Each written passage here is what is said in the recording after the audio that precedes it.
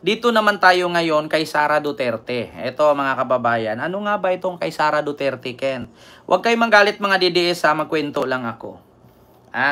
Si Sara Duterte, mga kababayan, niliwanag niya na hindi daw o wala daw sa hospital si Digong. Kaya yun daw picture na kumakalat, hindi daw yun totoo. Ito mga kababayan, ano nga ba yung picture na kumakalat na nasa hospital si Digong, payat na payat? Ngayon mga kababayan, sino pa ba ang dapat natin isipin na nagpakalat ng picture? Ano nga ba itong picture na to? Saan na ba yun? Mga kababayan, wait lang ha. Ano nga ba ang picture na to na kumakalat ngayon? Wait lang. Hanapin ko lang mga kababayan ha. Kasi may picture na kumakalat. Ano nga ba itong picture na to? Payat na daw si Digong at nilinaw at klinaro ni Sara Duterte na hindi daw totoo. Ito, wait lang ha mga kababayan. Asa na ba yun? Dito yun eh. Ito ba yun? Wait lang ha. Sana makita ko. Wait lang ha, mga kababayan. Hindi ko masyadong ano dito eh. Ay, nako. Saan ba yun?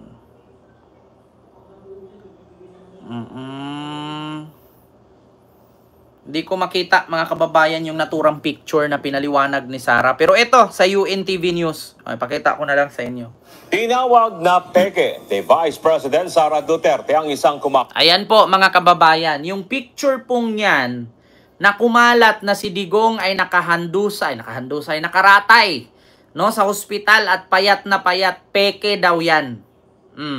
So ngayon mga kababayan, nilinaw daw ni Vice President Sara. Ngayon mga kababayan, sino ba ang dapat sisihin ni Sara dito sa nagpakalat? IDDS lang naman ang hilig gumawa ng epek-epek na yan tapos mag-iimot-imot. Diba alam nyo yung magpo-post sa Mayde tapos sasabihin, kawawa ka Tatay Digong. Hindi ko talaga mapapatawad si Marcos sa ginawa niya sa'yo. Putang ina, kayo lang naman nag-iimot-imot niyan eh. Kayo lang naman ang hilig gumawa ng ganyang peke na AI eh. Tapos sasabihin ni Sara, peke. Kung hindi nyo ba naman kasi sinabi din dyan sa mga interview sa inyo na butot balat na siya. Kung hindi ba naman pinakalat ni Harry Roque na may habilin si Digong. At kung hindi mo naman sinabi dyan na may habilin na ikrimit siya pag namatay, gagawan kayo ng kwento ng ganito. May kasabihan nga tayo eh. Walang machichismis kung walang nagpapachismis. Walang pag-uusapan kung walang gumawa ng pag-uusapan. Putang ina nyo mga DDS. Mga attention seeker talaga kayo. Hayop kayo eh. Di ba? Kung hindi mo dyan nagpa-interview ka na butot balat yung tatay mo, yung isang braso mo, dalawang braso na niya. Hindi kayo magawaan ng kwentong ganyan. Putang ina. Kung hindi yan sinabi ng nanay mo na she's skin and bone, but she is good. He is good, but skin and bone. Kung hindi yan nila-live ni Roque dyan, ni Roque dyan, Harry Roque na may huling habilin si Digong. Kakwentoan, gagawan kayo ng kwento ng mga putang DDS na kapwa ninyo. Diba? Putang ina, kayo nagkakwento-kwento, butot balat na si Digong. Ngayon, ginawaan kayo ng butot balat kwento, sabihin nyo peke. Di sana hindi kayo nagpaawa. Hindi kayo gumawa ng sarili nyo. Tignan nyo si General Torre. Sabi ninyo, nasa hospital. Sabi ninyo, nakarma.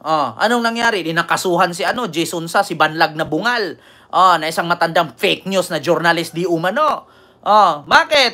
Kasi ang hilig ninyo gumawa ng mga ganyang issue. Ayun, si Digong. Ipinos nga yan ni Kitty Duterte na isang page. Yung Kitty Duterte, Veronica Duterte official. Ipinos din yan eh.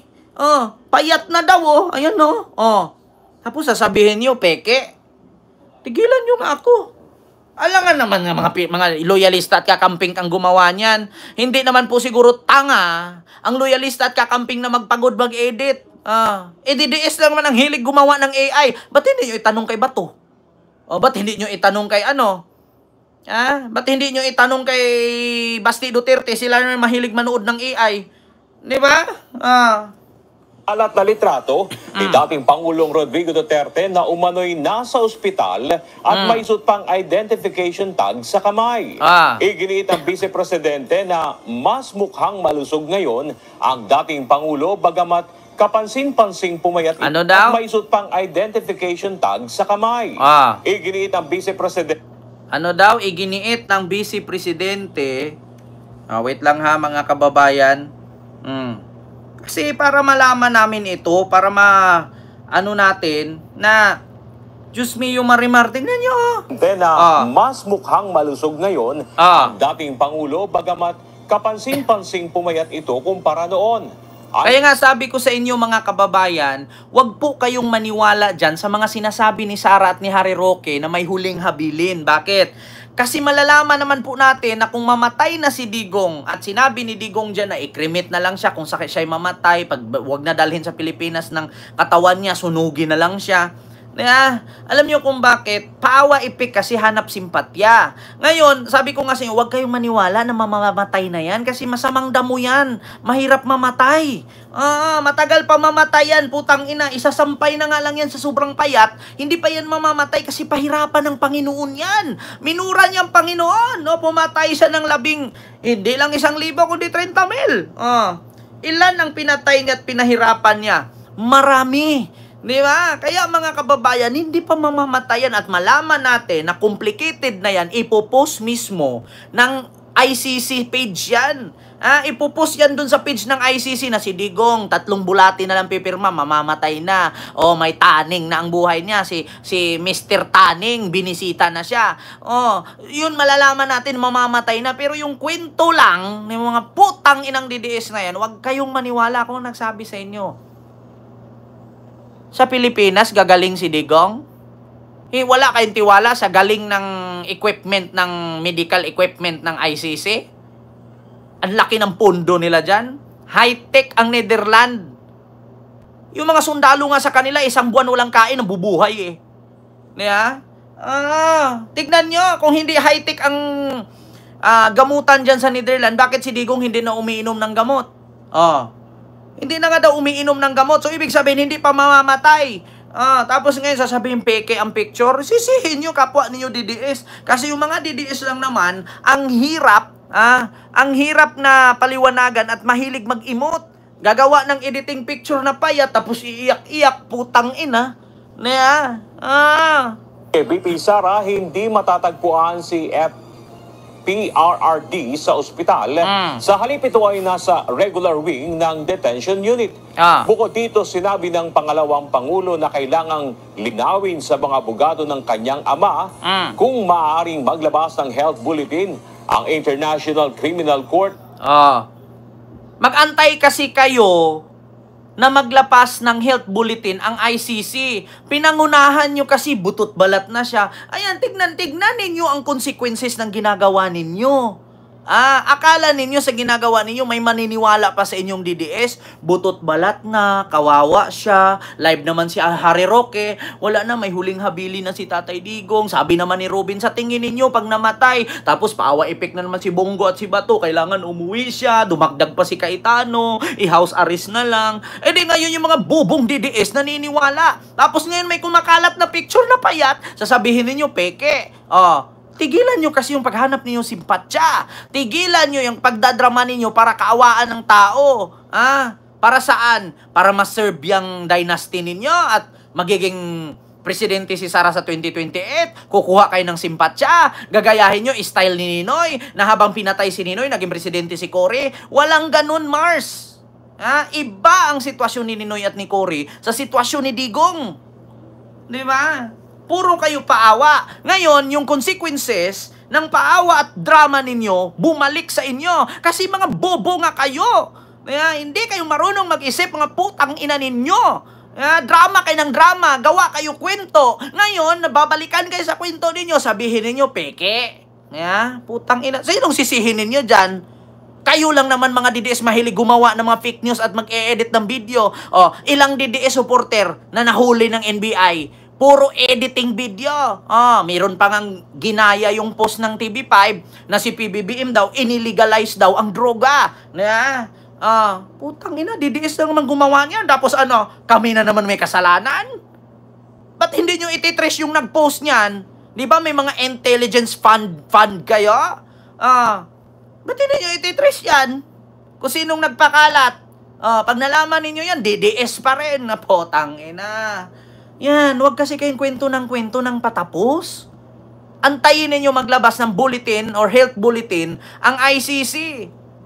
Di ba? Ang hilig nyo magkwento, ang hilig nyo magpaawa. Ngayon, bumalik yung kabulastugan ninyo. Sabihin nyo, peke. Putang ina. O ICC tungkol sa dating Pangulo. Wala po siya sa hospital ng detention unit. Nandun po siya sa regular wing ng detention unit. At kanina, naglalakad naman siya mag-isa. Albeit may dala-dala siyang tungkod. Kaya nga, Papa Cho. Dala-dala siyang tungkod. So clearly, wala siyang sakit na, kumbaga, kailangan niya maging bedridden. Di ba? Wala siyang sakit. Hindi na nga uminom ng gamot. Kaya hindi niya kailangan maging bedridden, sabi ni Sara. Bakit kasi kwento yung butot balat na? Di ang expected ng tao, mamamatay na. Dinagdagan pa ni Harry Roque, may huling habilin. Di ba? Hindi ba naman kayo mga tanga? Ay, Diyos mio, Marimar. Tigilan nyo kasi yung paawa ninyo ng paawa. Diyan, nakawawa si Digong. Butot balat na. Kawawa naman si Tatay Digong. Putang ina, sumasakit kumakati yung ulo ko mag-isip. Napakaraming bobong DDS. Diba? Paawa kayo ng paawa. Butot balat na siya. Alam nyo, sa totoo lang, yung braso ko, 2 braso na niya, yung 1 braso ko. Ngayon, expected ng bobong DDS kasi ang bilis nga maniwala na kahit painumin mo ng Sunrox yan, ang isipin nila, wow, gin, mojito to, gin bilog to. Inumin mo kasi gin yan. Ininom naman, maya-maya bumula ang bunganga. Kasi bobo nga na DDS. Pag sinabi ni Sara yan, putang ina, mga DDS, tangina nyo. Walang sakit si Tatay Digong. Papalakpak yan sila. Yay! Walang sakit. Pero butot balat na siya. Sasabihin agad ng mga DDS, walang sakit. Pero butot balat. Yay! Walang sakit. Isang utot na lang ni Digong, mamamatay na siya. Tandaan ninyo. Diba? Yan ang sakit ng mga DDS. Painumin mo ng Sunrox yan, tapos sabihin mo gin bilog. Iinom yan. Pero maya-maya, bubula yung bunganga nila. Tang-inang yan. Yeah? Tapos sabihin niyo peke. Huwag kasi kayo magkwento ng kwento. Puro kasi kayo paawa. Kaya nga sabi ni Leila de Lima, ni Congressman Leila de Lima, na kayong mga DDS, huwag kayong magpapaniwala sa kwento ni Kaufman, ni Sara, at ng kampo ni Digong. Bakit? Kasi, pinapanatili ng kampo ni Duterte na si Digong ay okay. Si Digong ay kawawa. Para ma-preserve ang pangalang Duterte. Para meron pa rin Duterte sa 2028. Pakinggan ninyo, si Leila de Lima, matalino yan. Kasi kung hindi matalino yan, hindi makakalaya. Yan yung totoong lawyer. Huwag niyong paniwalaan si Digong, fiscal, lawyer, pero nakulong, hindi nakakalabas. Mas maniwala ako kay Leila de Lima at kay Trillanes. Bakit? Kung hindi totoo mga sinasabi niyan, ba't hindi kinakasuhan? Maniwala kayo, bakit? Pinapanatili yan ng kampo ni Digong na si Digong kawawa, si Digong okay lang, kawawa, okay lang, kawawa, para ma-preserve yung Duterte dynasty. Para sa 2028, may Duterte pa rin na presidente. Ang problema lang, kaya ba ni Sara ang kaya ni Digong? Tandaan nyo yan, mga kababayan. Huwag kayong huwag kayong tanga. Pinagluluko na lang kayo. Di ba? Yun lang, mga kababayan. Diyos mio, Marimar. Ito pa, yung sunod.